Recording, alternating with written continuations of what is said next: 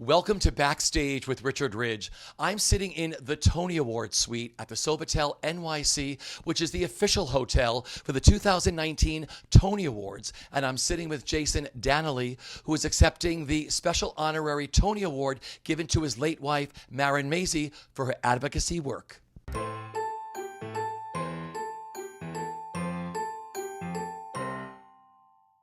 Well, first of all, I am so thrilled to be sitting with you, because I have known you and Marin for like the beginning of her career in New York and your career. And I think I've been to every opening night that you both have had in New York. So it is a real privilege. Thank you. Jason, are you able to put into words what this special Tony Award, which is being given to your late wife, actress and advocate, Marin Mazzie? I don't know that I can put it into words because it is so, all consuming. Really? That's kind of how it is all encapsulated in one word, really? I wish it would have been a more celebratory event for Marin to be accepting an award for a performance or even for her advocacy while she was still here. But I know that this award means more to her than any single performance recognition would. That's who she is. That's how deep she goes. She's not as I'm sure you've seen in all of her performances, she's not a surface kind of a performer. She goes deep. And so this speaks to her core, her soul, her heart. Yeah. Do you remember the first time you saw her on stage? In Passion. Oh. Yeah, I went with my then girlfriend, and I loved it. I mean, I loved Sondheim, and she loved Sondheim as well.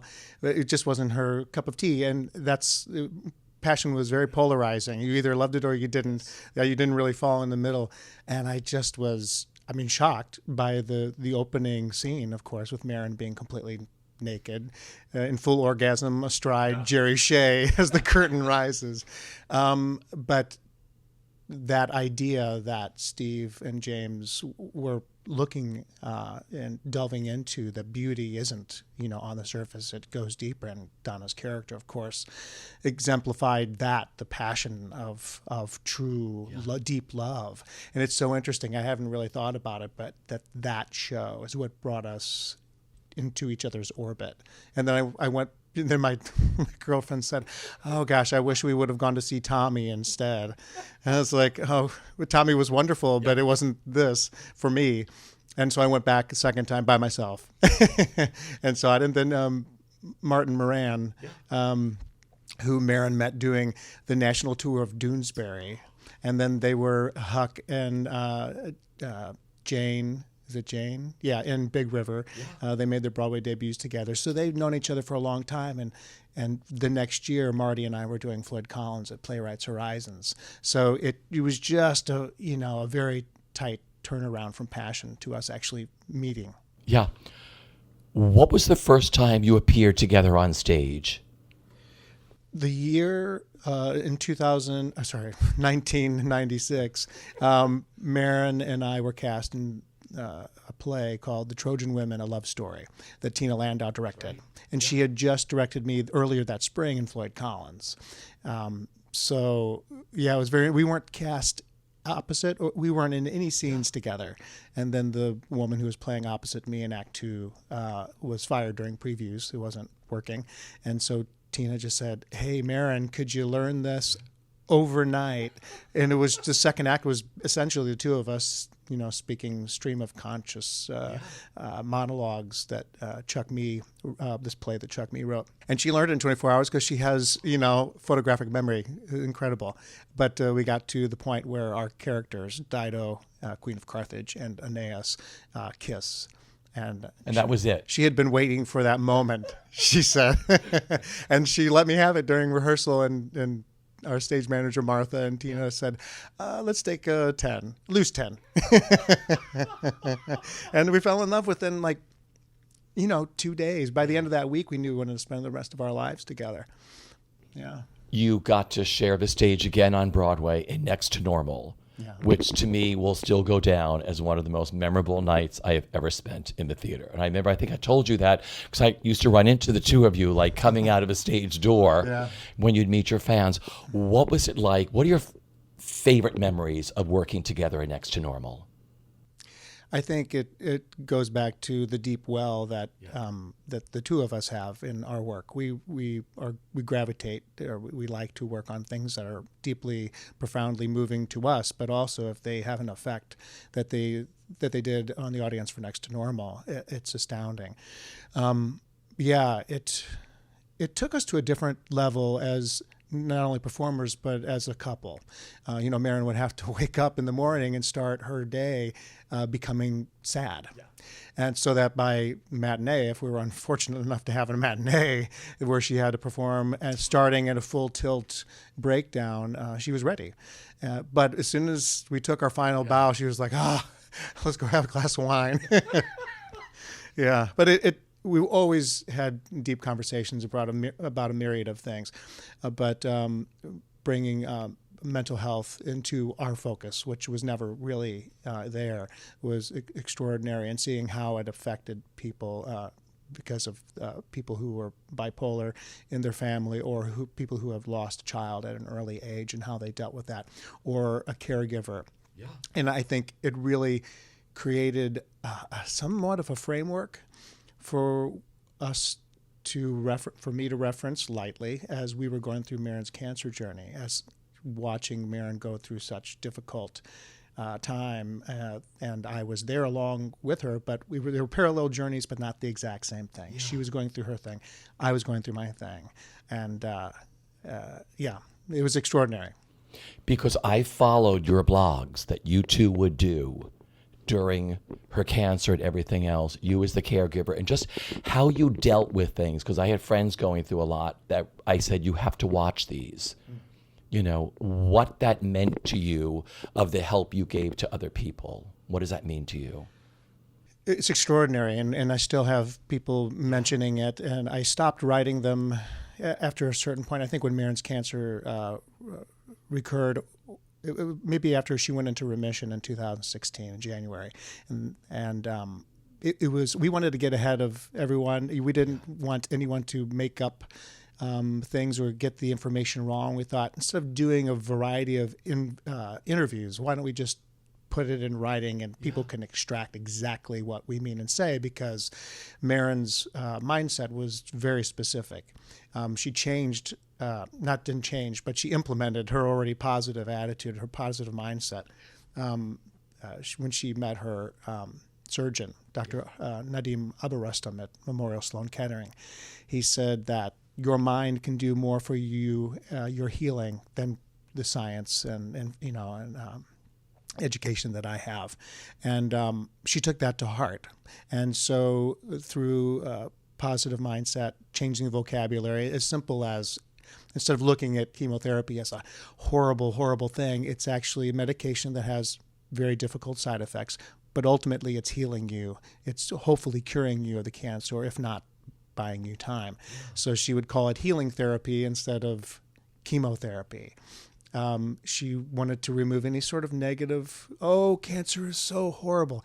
It is a very difficult, but it's her journey. And if horrible is part of the vocabulary, it makes it harder to lift yourself up at any given moment. So we just tried to disseminate that information so that people could understand when we see them on the street that we're not with our arms folded. And that idea has spread considerably, and that's what a portion of Marin's cancer advocacy was about: power of positive thinking, along with bringing awareness of ovarian cancer. Well, what you two did then and what you continue to do helps a lot of people, just so you know. I'm glad. I'm very, very glad. I want to talk about the Feinstein concert, the last one, Broadway and Beyond. Right, Broadway and Beyond. So tell us what's going on with that now. Sure. So in 2017, June, it was the last couple days of May and culminating on June 1st, we did the show that we've been performing for a couple of years in the regions, and it was the first time we played together at Feinstein's. We'd both performed separately, and they were kind of like the greatest hits of our careers, which is something we really tried to avoid. But so many people wanted to hear Back to Before and You Walk With Me and I Miss the Music and all those. So let's put it together in a thoughtful way, not just highlighting, hey, pat me on the back. And it also, we included a song that Marin sang in And the World Goes Round, the national tour of the Off-Broadway show. And a lot of songs have, the thrust of the show was to show that the songs change over the course of a lifetime. It means something different to us and give us different inspiration. And The World Goes Round had taken on a whole different connotation, not a defiant railing at the skies, but the world does change, the seasons change.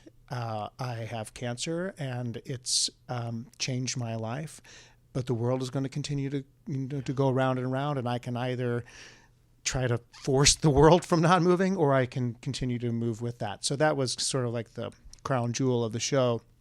But anyway, 54 Below, they were savvy enough to not just do a regular board recording, but they did their higher quality board recording, which enabled me to now posthumously mix a CD of an album of the evening. And our concert agent, Michael Moore, said, why don't we videotape this? We could use it for something. And Joe LaCaro, who was an ensemble member of Ragtime, showed up with 2 cameras on the last night and videotaped it in HD. And so we did a Kickstarter fundraiser that we made our first goal in the first 24 hours for the CD. Then we bumped it up to add the DVD. We made the second goal on the second day. And then the money kept coming in. So it's going to be the best it could possibly be given all the circumstances. But we're looking to release that in September, which is Ovarian Cancer Awareness Month, which not very many people know. Okay. And it'll also coincide with the anniversary of Marin's passing, September 13. It'll be I'll be doing a concert September 18, 19, 20. 19, 20, 21. And then on the 22nd, we'll be doing hopefully the first annual Marin Mazzie, it's yet to be named. I'm calling it the Sunflower Power Hour. I love it. It's sort of like a variety show, hearkening back to our 60s and 70s upbringing, and bringing friends in to help bring an awareness to ovarian cancer, as well as cancer support community, that gives millions of dollars of free services to people with all kinds of cancers at any stage that they are dealing with their cancer, and their families and the caregivers. So if you unfortunately are diagnosed with cancer, CSC is there for you. And the other organization that will benefit from the sale of the CD and DVD alongside Cancer Support Community is an organization called Tina's Wish. And that was founded to find an early detection test for ovarian cancer, which there is no early detection test. Yeah. When you are diagnosed, as Marin was, you're in late stage, and the survival rate is less than favorable. So these are 2 organizations that anybody at BroadwayWorld can go to, which of course, Absolutely. again, is Tina's Wish and Cancer Support Community. That's correct, yeah. They can donate in Marin's name. They can, we don't have a website out for the CD, DVD yet, but it's coming. But it's coming, and if you buy that portion of the proceeds, will go to those 2 organizations. And we're not just proselytizing for the cancer organization, but also which I think is a part of what the Tony Committee is acknowledging in Marin's advocacy. Yes. It's the power of positive thinking and positive leadership that Marin had before she was diagnosed. For years and years, she was an incredible team leader, and being a positive role model for the ensemble, for the young people who are just starting off. She was extraordinary that way. Who mentored you early on? Early on, like at home or here in the city? At your career, like when you started out, yeah.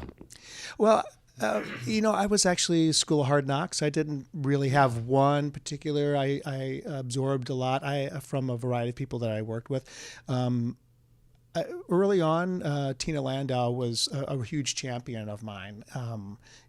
Floyd Collins, Trojan Women, where I got to meet Marin, a musical that played at the Vineyard Theater called Dream True that Ricky Ian Gordon wrote with Tina. All of these sort of laying a foundation of doing these deep water kind of musical theater pieces. And I would have to say the biggest influence was Marin. Yeah. When we found one another, we instantly became not only a team, but teacher and student on both ends. She would say that she learned so much from me, and I would obviously learn so much from her over the years. So that's what makes it even more extraordinarily difficult, if it's possible, than just losing a spouse, a team partner, a work collaborator. I don't know if I can ever sing I Miss the Music again. John's, homage to his collaboration with Fred. It's that deep. And every time I turn around, I was just downstairs here at the hotel, and they have pictures of past Tony things. And in the room I was sitting, there were all these couples. I was like, oh, look, Andy and Orphe, and Philippa and Steve, and oh, where's Marin and Jason? It ceases to exist, except for inside of me. And also, not to ramble on, but to continue on that thought, the community has been extraordinary, not only through Marin's cancer journey, but also my dealing with whatever it is that I'm continuing on with. It's been almost 9 months. It'll be 9 months in June, and I haven't stopped. Cancer advocacy, running half marathon, raising money for cancer support community, speaking and participating with Tina's Wish Foundation, moving from our apartment of 20 years to a new place, just trying to get it all together so that I can figure out what moving forward is. And it's going to obviously be completely with Marin, but it's been a roller coaster. You were asked, I read somewhere where you were asked to pick a musical theater song to sort of figure out what you were going through. Was it Move On? I was reading something online that you had done a piece, and they were like, it was from a cancer community that asked you if you could pick a musical theater song to put into perspective what you were going through, and you had mentioned Move On. There are elements of Move On, definitely. It feels, thinking back on, I don't recall that specifically, it feels a little on the nose. But yeah, and there was a great TED Talk, and I can't remember her name, a comedian who lost her husband, and people were talking about moving on. And I guess that's what's catching me, is because I don't think I can move on in those words. Maybe moving forward is a better way to put it. But there are so many. I mean, I'm not even going to try to remember the lyrics right now, which I can recall very easily, because we sang a suite of Sondheim songs from our only album until this one comes out, Opposite You, where we sing Move On. And it can conjure up.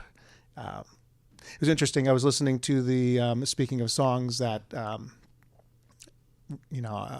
might put into perspective where I am. The producer, editor, mixer of the new album said, here's the first mix, let me know your notes. And trying to listen to us sing together is quite difficult. And of course, I can hear little things. It's a live recording. How are we going to tweak this? I feel like leaving it as raw as it is is probably what should happen. But she sings, I'm blanking on the song from The King and I, Hello Young Lovers. Oh, yeah. And that song I could sing now myself, if I could bring myself to sing it, those lyrics. I've had a love of my own. I'm not going to go down that path, but that song and Not a Day Goes By, which Steve said, Marin was, and I'm paraphrasing, and I'm going to say that Steve, I know he said that she's the person who sings it the best. And to hear that day after day after day, not a day goes by, I keep thinking, when will it end? It's those two songs are kind of more profoundly where I am right now, which is a little harder place than move on. That feels a little more fluid. And I'm not jammed up, but especially with the Tonys coming up, I'm moving on Monday from the apartment. That night, I'm coming to the cocktail party where I'll be accepting Marin's Tony. Then the following Sunday is my last performance in Pretty Woman. And then from there, I go to Radio City to, be part of the festivities. It is all like ground zero. Emotions. Whew, I'm telling you. Yeah. Yeah. How helpful was it having a job, like going to the Pretty Woman family and doing 8 shows a week? It was extraordinary. And it was the perfect kind of energy of a show. I play the heavy, so I didn't have to fall in love with anybody. I didn't have to sing a love song. I didn't have to carry the show.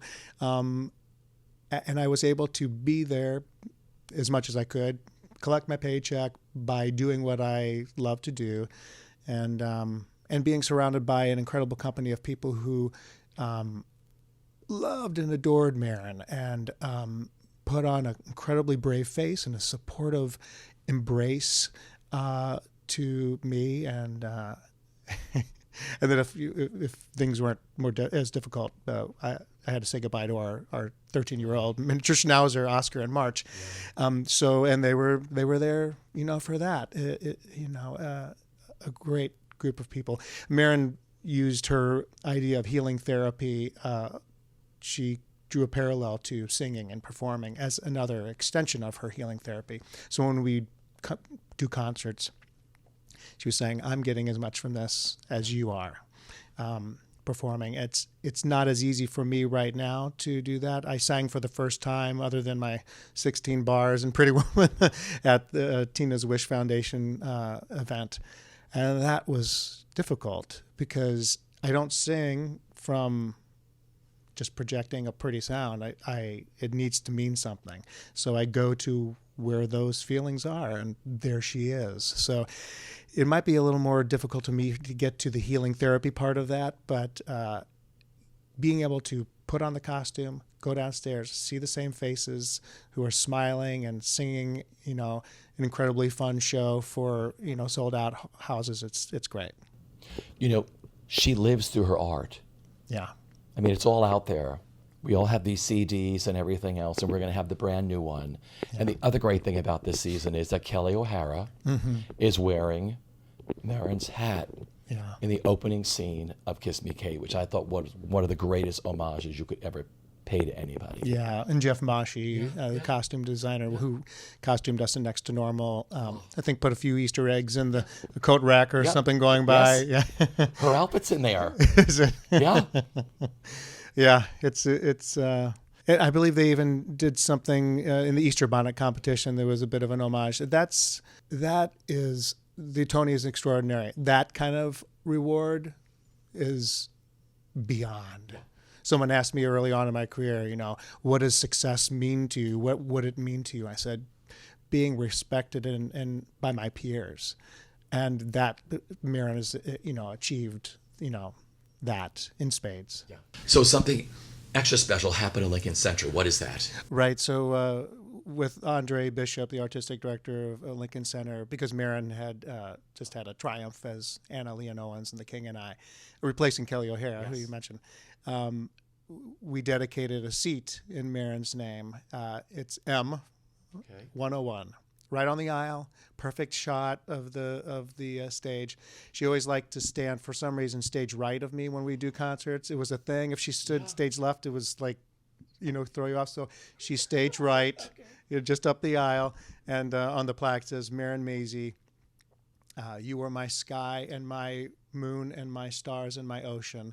So in love with you, my love, am I, from 2 of her songs, from Ragtime and Kiss Me Kate. So I'm going to try and get that seat every time I go to the Beaumont. I'm going to do the same thing. M101, I want that seat. Yeah, it's extraordinary. We dedicated it a couple months ago when I was there was a gala performance of Camelot, and I was one of the knights in that. Yes. And so every night I was able to look up to M101 and give a wave to her. So she'll be there in perpetuity, and also at the Gershwin Theater as a part of the American Theater Hall of Fame, which she was inducted in 2017. So she's There are little Easter eggs all over the place. All scattered through Broadway. That's right. Yeah. So the concerts are in September. In September, 19, 20, 21, and then the fundraiser on the 22nd. Do you know where they're going to be? At Feinstein's 54 Below. Okay, and there's a cocktail named after her, right? There is. So there's a specialty cocktail at Feinstein's that they are running for the year. I believe they started it the next month in like October. Yeah. And it's called Marin's Sunflower Power. And that's the name that I gave Marin's Power of Positive Thinking. We had a teal-colored cocktail during our runs at 54 Below to benefit cancer support community. Teal being the color for ovarian cancer awareness. And I said we should put that aside for right now, and it's a beautiful sunflower yellow-orange color, and there's tequila in it, Marin's favorite liquor. It's got a good kick. I was able to test it a couple of months ago, and that benefits cancer support community. I just have to say that that's another extension of the cabaret community, the concert community. Yes. You know, we did concerts since we were married. Like we started in 98 or 99, and symphony orchestras and cabarets and performing arts centers, and they're calling me to come back and continue that journey with them, which is very appreciative. I'm very appreciative of that. But specifically, Feinstein's 54 Below, the owners of that club have been extraordinary. I was just there yesterday doing a photo shoot of someone who reached out just to want to document where I might be at this point. I don't know what that is, but I'm accepting what the universe is giving art-wise. Good. And thank you for this opportunity to talk about Marin and her award and being there over the years. It really means a lot to us. Well, I've been there from the very beginning. I think of her all the time. I'm going to 54 tonight, and I'm actually having that cocktail. Good. Have a couple if you can stand. Well, maybe I'll have two. Jason, always a pleasure. We'll see you at the Pleasure's cocktail mine. party, and I'll see you at the Tonys. Absolutely. Thanks.